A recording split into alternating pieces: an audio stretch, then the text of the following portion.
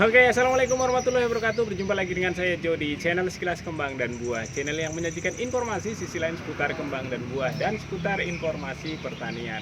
Pemirsa, hari ini kita akan melanjutkan proses budidaya tanaman tomat yang sejak awal sudah kita sudah kita dokumentasikan ya.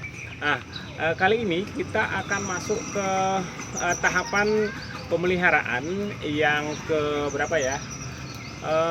Tahapan pemeliharaan untuk memberikan lanjaran untuk penguat tanamannya ya, supaya buah-buah yang sudah tumbuh ini tidak berserakan dan tidak putus ya di tengah perjalanan sebelum panen.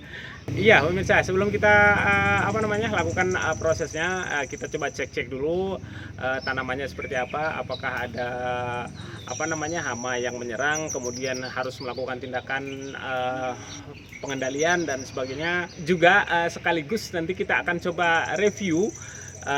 Ini kan tanaman tomat dari awal kita menggunakan perlakuan dulu ya. Ada 3 pot menggunakan perlakuan media tanpa dipupuk sama sekali. Kemudian ada 3 potnya juga kita gunakan perlakuan pemupukan ya. Nah, jadi ini nanti kita akan tunjukkan ke pemirsa seperti apa pertumbuhan dan perkembangan tanaman dari 2 perlakuan ini. Ya, disclaimer ya pemirsa ya, walaupun uji coba ini dengan perlakuan yang cukup minimalis ya, hanya menggunakan 3 pot, ini sebenarnya tidak memenuhi standar perlakuan sesuai dengan penelitian ya. Tapi paling tidak dari uji coba kecil-kecilan ini, saya bilang begitu, kita bisa mendapatkan pengalaman-pengalaman yang sama dengan di proses penelitian gedenya. Gitu ya, kita langsung cek aja dulu seperti apa. Yuk. Oke pemirsa, jadi dari 1, 2, 3, 4, 5, 6 pot tanaman ini ya, yang menggunakan media arang sekam murni dan perlakuan pupuk adalah yang ini nih. Yang 1, 2, kemudian 3 saya taruh di sebelah sana ya. Kemudian yang menggunakan media tanpa menggunakan pupuk kimia maupun organik, yang pot yang ini nih 1, 2 dan yang pojok 3. Nah, yang ini, yang 3 ini ya nanti sayang. Apinya di ini nih, korek apinya kamu pakai nih. Kamu pakai korek api. Nih korek api nih. Sorry pemirsa, saya lanjut. Ini ada bocil-bocil juga. Jadi ini ya pemirsa ya, yang 1, 2, 3 ini tidak menggunakan pupuk apapun, kimia maupun organik. Kita hanya mencoba atau menguji coba efektivitas bahan organik yang ada di media yang kita gunakan ya. Media yang kita gunakan dulu menggunakan apa? Masih ingat ya? Menggunakan kompos dari limbah organik yang berasal dari sampah dapur ya. Oke pemirsa, kita sekarang coba cek mulai dari pot yang menggunakan perlakuan pupuk dan media sekam bakar ya pemirsa ya. Ini tanaman ini pemirsa, di awal-awal pertumbuhan vegetatifnya agak lambat ya bila dibandingkan dengan pot yang menggunakan media bahan organik sampah rumah tangga ya. Nah, tetapi sekarang bisa dilihat ini perkembangannya cukup bagus ya. Jadi setelah dia sempat tertinggal pertumbuhan vegetatifnya di pangkal, dia kecil.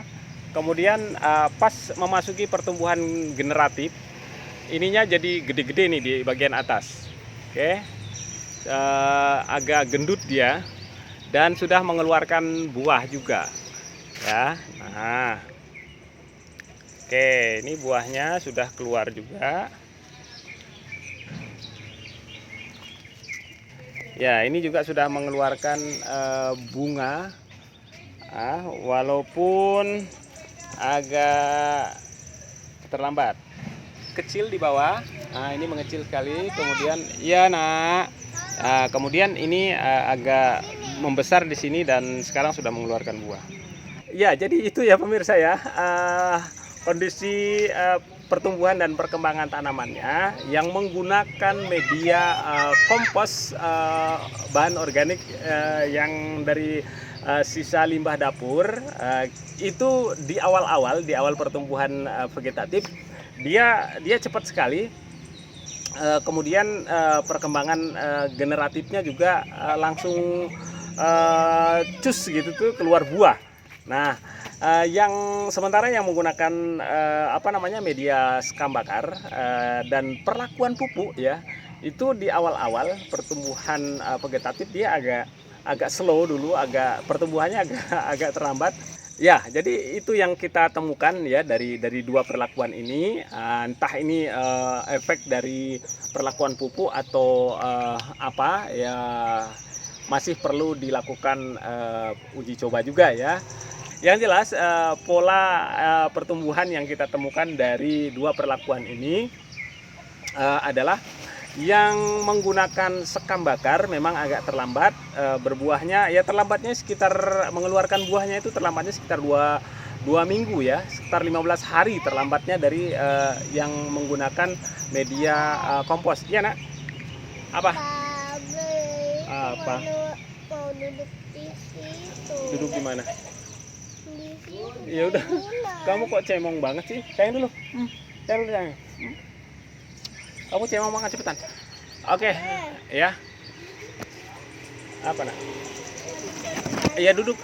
Duduk aja di ayunan dulu, duduk ya. Gimana jangan duduk? Ya tinggal duduk aja di atas. Kamu bilang pamit dulu. Permisi dulu pemirsa, aku mau duduk di ayunan gitu, cepetan. Kamu udah bikin pemirsa jadi salah fokus tuh. Ya kan? Oke pemirsa, jadi itu ya kira-kira yang kita dapatkan dari beberapa bulan pertanaman ini. Sekarang kita lanjut ke ini ya, kita lanjut ke perawatan untuk mengikat-ikat yang masih agak rebah biar tidak rebah. Gitu ya pemirsa ya.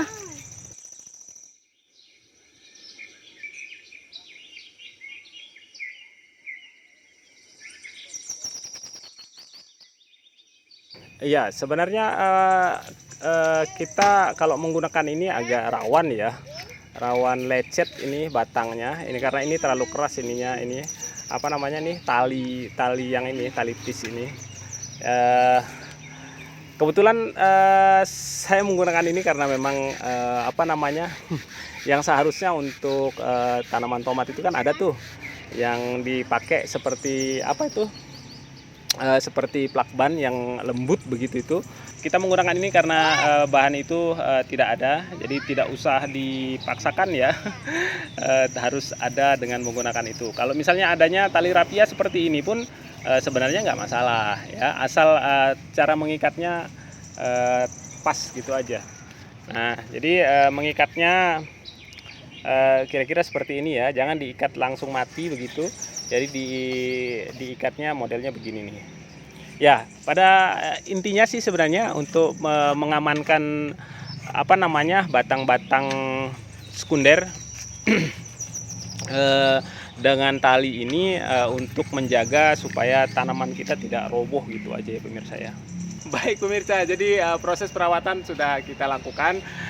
Jadi pada prinsipnya adalah jika ingin mendapatkan hasil yang maksimal, hasil yang optimal, kita harus melakukan perawatan yang maksimal juga ya untuk tanamannya, gitu ya pemirsa ya. Oke baik pemirsa, mudah-mudahan informasi yang sedikit ini bisa bermanfaat, tetap mereka dan menjadi buah yang baik. Wassalamualaikum warahmatullahi wabarakatuh.